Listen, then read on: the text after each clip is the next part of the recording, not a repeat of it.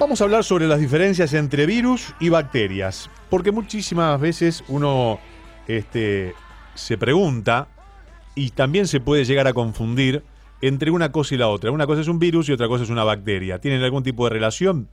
Bueno, vamos a hablar con Franco Casella, que es licenciado en biología.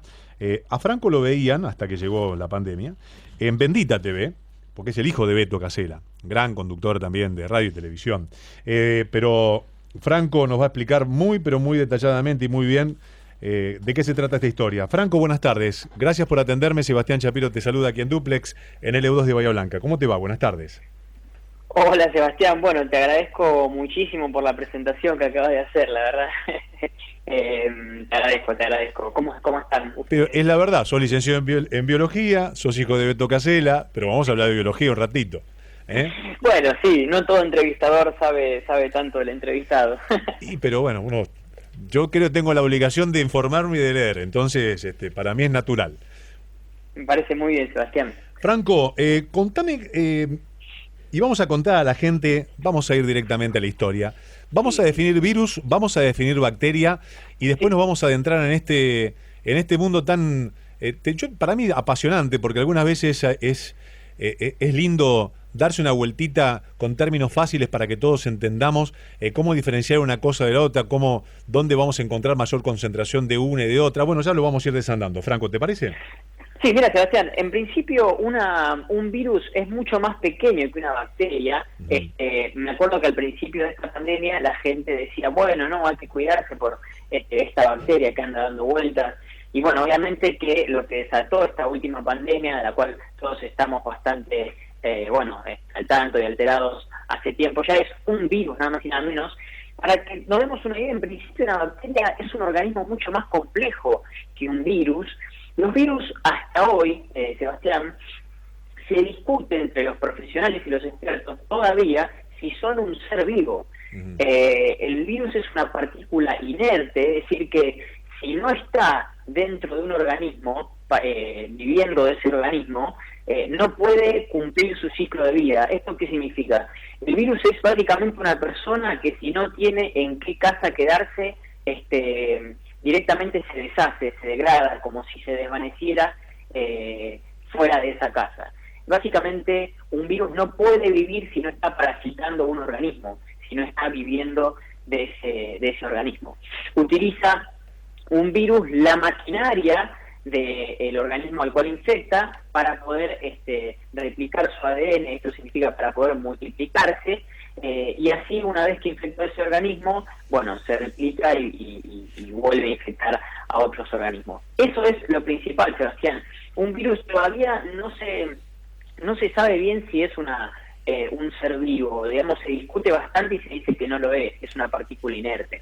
No lo es así el caso de las bacterias. Las bacterias son, y déjame decirte, desde lo que yo pienso y lo que considero, un blanco mucho más fácil a la hora de hablar de una problemática mundial.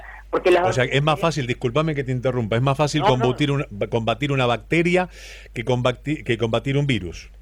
Mira, no es tan así, pero sí, Sebastián, no es tan así. Fíjate que últimamente se está hablando mucho de la resistencia, bueno, últimamente no, hace tiempo ya que nosotros, los humanos, descubrimos que las propias bacterias y otros microorganismos como los hongos liberan factores antibióticos. Esto quiere decir que sintetizando artificialmente esos antibióticos secretados por otros microorganismos podemos deshacer a las bacterias.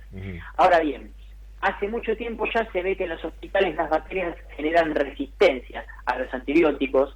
No se sabe bien cuáles son los factores desencadenantes de resistencia, por lo tanto siempre se recomienda no sobrepasarse y excederse en el uso de los antibióticos. Lo que hoy la dificultad que hoy nos están demostrando las bacterias es esa resistencia que cada vez está más marcada en las bacterias. Digamos, no es que es más fácil de combatir una bacteria, si bien tenemos las armas, que son los antibióticos, pero sí es un blanco más fácil.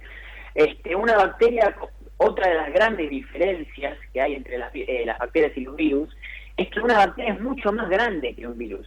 Esto te lo voy a poner de la manera más simple posible. Fíjate, una bacteria puede llegar, en realidad es más o menos de la magnitud de lo que es un micrómetro.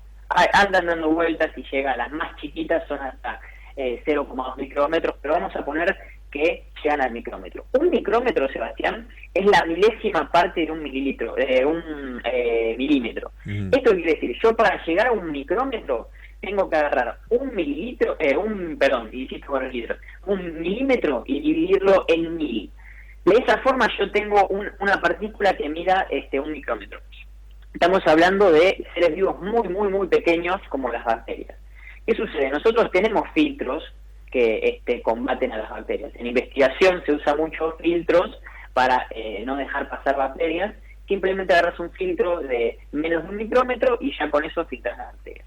No es así con los virus. Un virus es de la magnitud de los nanómetros. ¿Esto qué quiere decir?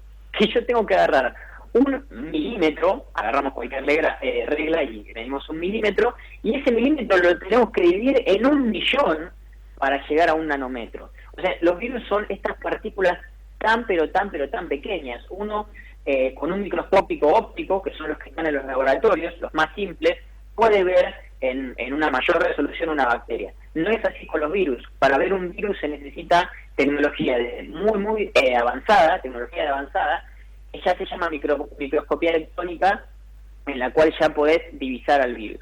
Pero en principio, Sebastián, estas son las dos grandes diferencias. Hay muchas más, obviamente, pero en principio una bacteria es un organismo mucho más complejo, un blanco más fácil en lo que es tratamiento, y además estamos hablando del tamaño, y bueno, una bacteria ya tiene su propio metabolismo, ¿sí? Una bacteria puede vivir fuera de un organismo porque metaboliza, tiene las enzimas y las proteínas necesarias para poder sobrevivir a un ambiente, a la adversidad. Como te digo, los virus son partículas que no pueden...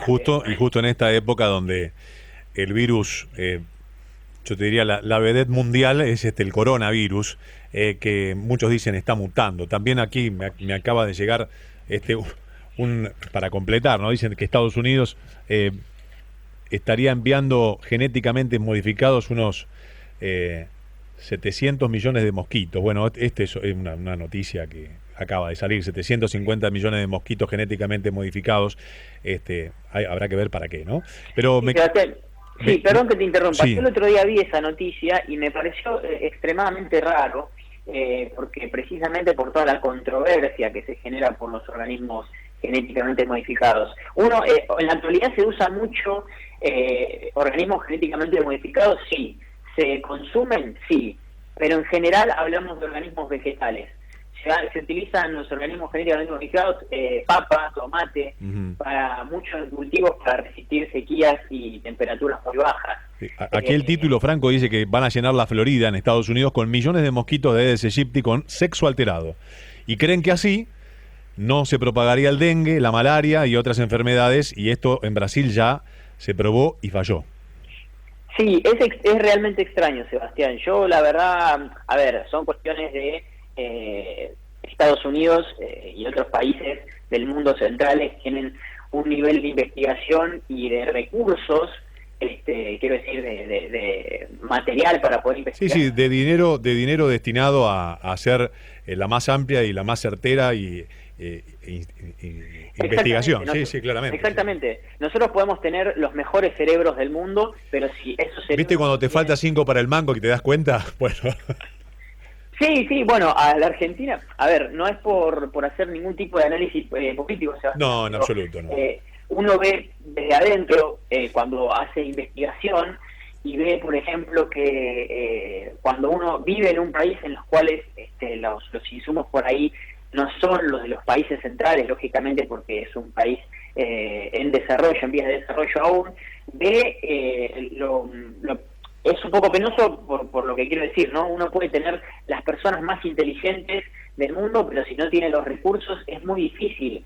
Es como, no sé, a un médico decirle que cure a un enfermo con una enfermedad. Puede tener la mejor preparación, pero si no le das la aparatología y los insumos primarios y básicos, no va a poder hacer mucho por más que sea un crack. Es como si a Messi lo largas solo, bueno, justamente el tema Messi, ¿no? Pero no lo sabes rodear, bueno, tampoco te va a ganar un partido. Me quiero seguir metiendo en este tema. ¿Qué opinas del coronavirus, de todo este tema de vacunas, de avances, del comportamiento del virus y también de la posible mutación que se habla? Bueno, ¿qué opinión te merece? Bueno, primero déjame decirte que efectivamente un virus puede infectar 2 veces. No quiero que la gente, por lo menos, quiero tratar de calmar a la gente porque piensa que una segunda infección puede ser letal. No es así, porque los virus infectan 2 veces porque mutan, tienen una tasa de mutación muy alta, entonces por eso nos enfermamos de gripe 2 veces o con otra enfermedad. Respecto al coronavirus, yo tengo varias opiniones que fui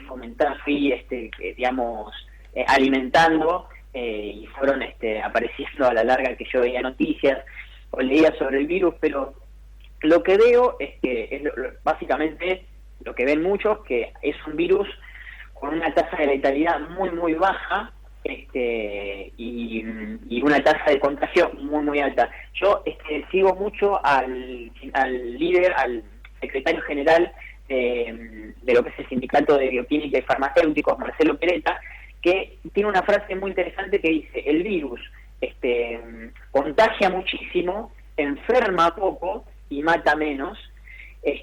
Y lo que ha generado este virus, y lo cual me parece bien que la gente se haya tomado las precauciones, porque significa un avance en la sociedad, quiero decir, ha generado más un miedo, el daño biológico. Si nosotros vamos al daño biológico, podemos poner, por ejemplo, a los virus de la hepatitis. La hepatitis C es un virus que, si no se trata a tiempo, rompe el tejido hepático en muy poco tiempo, cirrosis. El virus del ébola, en general, en su momento, no sé si alguien lo recuerda, ya con 2014, que hubo un brote muy grande en África, ese virus se sabía que si te lo tenías, muy probablemente te ibas a morir. Entonces, un virus que mata muy fácilmente no contagia, porque se queda en una zona endémica, en una zona donde se murieron los que lo tenían, pero no pasó al resto del mundo. Con el coronavirus ha pasado todo lo contrario. Lo que no mata es lo que contagia. Al no matar a quien lo tiene, en general lo contagia. Sí, el nivel de virulencia es altísimo, pero de letalidad bajo.